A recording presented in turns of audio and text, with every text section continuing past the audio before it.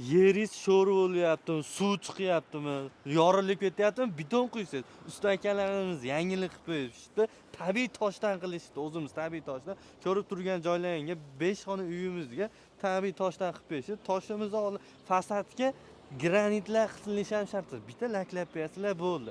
Undan tashqari sesnasi, podushkasi hammasi ichida bo'ladi. Hozir bunga necha pul ketgan deganlar. Mana shu 4 xona uyimizga 25 million so'm ketibdi. Endi bitta kamazi toshimizni narxi 2,5 million so'm bo'lar ekan. Xolos siz qizil toshda qilsangiz bo'ladi. Xolos siz oq toshda 1 million 100 ming so'm bo'lar ekan. Bu ko'rganlaringiz sesnamizni 40 ming so'mdan kvadratini qilib berishar ekan. Bu turgan joyimizga 5,5 tonna sement ketibdi. Kimga shunaqa toshdan qilgan yaxshimikan? Yo'q, o'zimizni betondan qilgan yaxshimi? Betondan qilsa sho'r yorilib ketadi. Kimga shu videomiz yoqqan bo'lsa, kommentariya yozsa, bittadan like bosib qo'yasizlar.